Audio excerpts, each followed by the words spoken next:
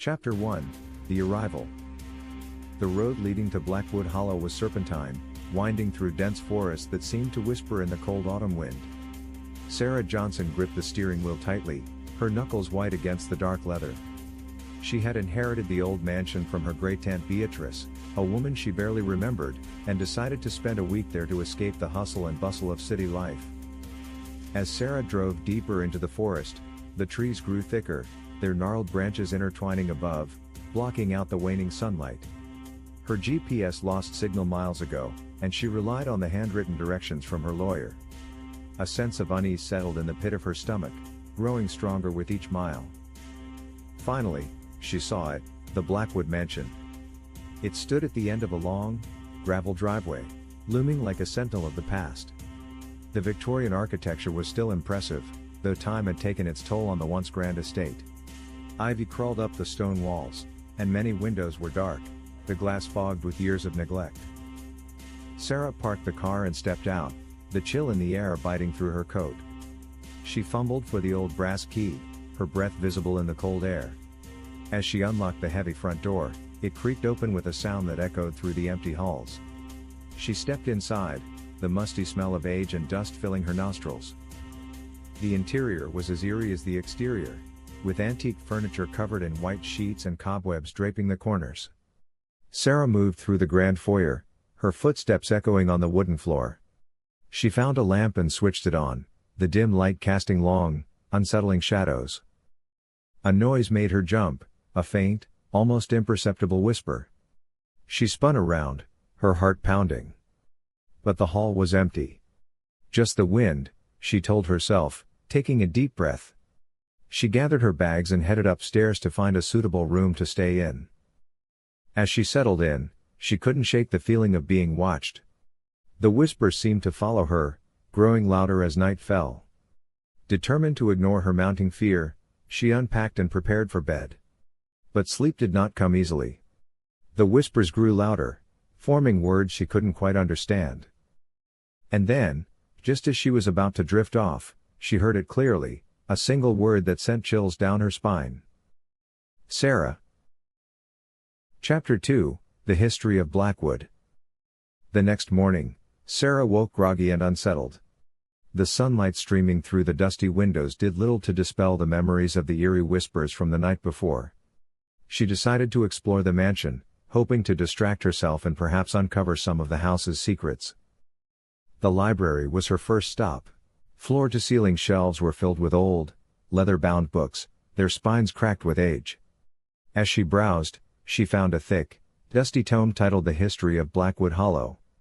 Curiosity piqued, she sat by the window and began to read. The book told of the mansion's original owner, Jonathan Blackwood, a reclusive man who built the house in the early 1800s. According to local legend, he was an eccentric who dabbled in the occult. His wife, Eliza, was said to have died under mysterious circumstances, and their only child, a daughter named Lydia, vanished without a trace. As Sarah read on, she learned that Jonathan Blackwood conducted strange rituals in the mansion, believing he could communicate with the dead. After his death, the mansion was passed down through generations, each owner experiencing misfortune and tragedy. The last entry mentioned her great-aunt Beatrice, who had lived alone and died under equally mysterious circumstances. Sarah shivered, feeling a chill despite the sunlight. She closed the book and decided to venture into the basement, where many of Jonathan's supposed rituals took place. The basement door was heavy, its hinges rusted. As she descended the creaky stairs, the air grew colder and more oppressive.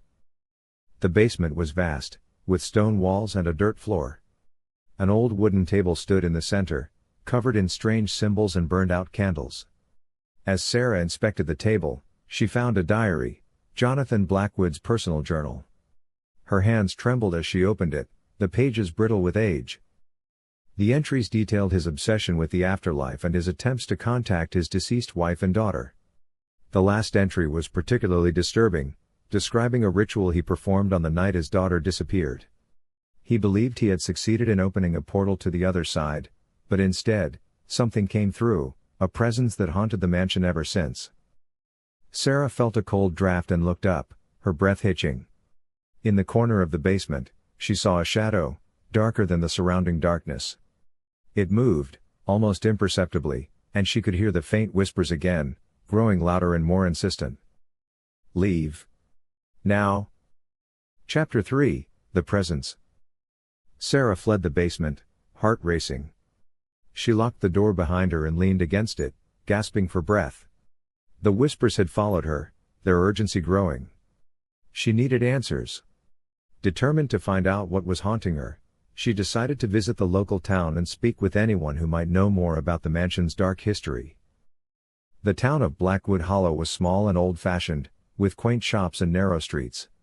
Sarah found the local library and approached the librarian, an elderly woman with kind eyes. "I'm looking for information on the Blackwood Mansion," Sarah said, hoping the woman wouldn't dismiss her as a crazy city girl. The librarian's face grew serious. "Ah, the Blackwood Mansion. A place of many tragedies. What do you need to know, dear?" Sarah explained her situation, and the librarian nodded knowingly.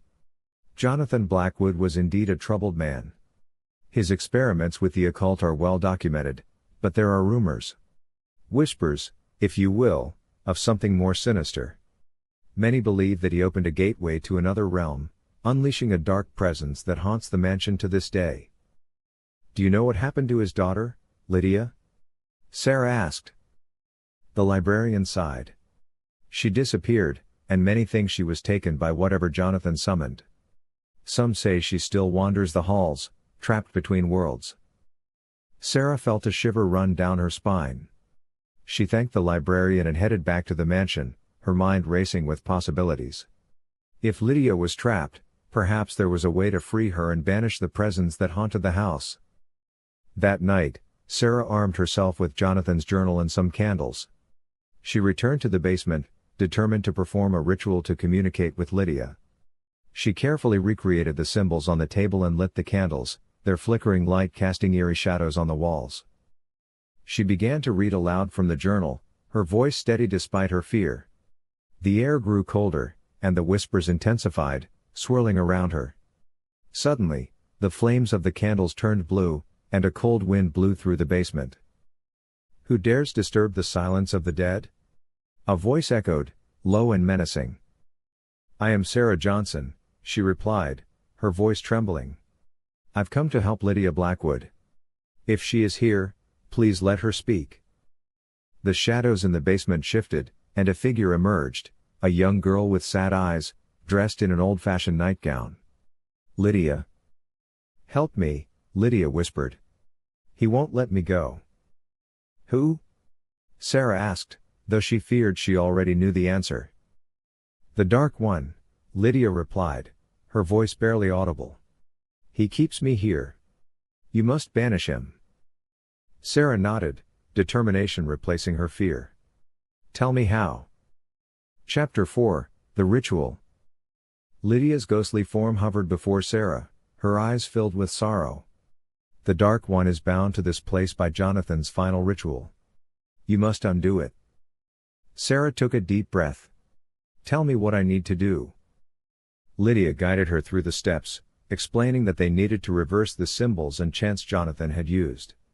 Sarah set to work, her hands steady as she drew the new symbols on the table and extinguished the blue-flamed candles. The air grew heavier, the presence in the basement more oppressive. As Sarah completed the preparations, Lydia's form began to fade. "Hurry," she urged. "He knows what you're doing." Sarah started the chant, her voice strong and clear. The room grew colder, and the shadows around her seemed to writhe in agony. The whispers became a cacophony of angry voices, but she continued, unwavering. Suddenly, the candles were extinguished, plunging the basement into darkness. Sarah heard a low growl, followed by a chilling laugh. The Dark One had arrived. "You cannot defeat me," a voice boomed, filled with malice. "I am eternal." Sarah felt a cold hand on her shoulder and screamed.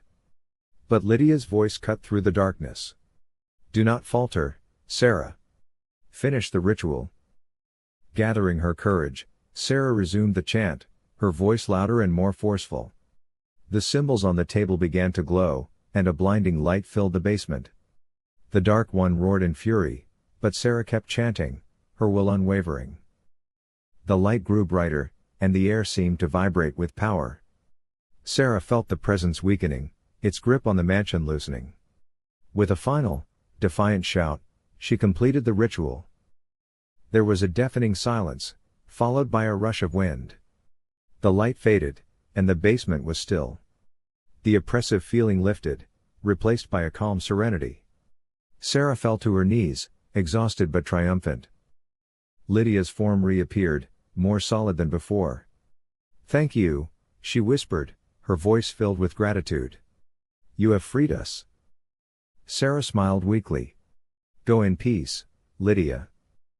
Lydia nodded, her form dissolving into the light. The whispers were gone, and the basement felt warm and safe for the first time in centuries. Chapter 5, A New Beginning. The next morning, Sarah woke feeling lighter than she had in days. The mansion, once filled with an oppressive darkness, now seemed almost welcoming. She spent the day cleaning and restoring the rooms, determined to bring life back to Blackwood Mansion. Word of her success spread through the town, and soon, curious locals visited, eager to see the once haunted house. Sarah welcomed them, sharing the story of Lydia and the Dark One. The mansion became a place of interest, its dark past transformed into a tale of courage and redemption. As the days passed, Sarah found herself growing attached to the mansion. She decided to stay, turning it into a bed and breakfast, sharing its history with guests from far and wide. The whispers were gone, replaced by laughter and stories. One evening, as Sarah sat by the fireplace, she felt a gentle breeze and heard a faint whisper. "Thank you, Sarah." She smiled, knowing Lydia was finally at peace. Blackwood Mansion was no longer a place of fear, but of new beginnings and hope. And as the first stars appeared in the night sky, Sarah knew she had found her true home.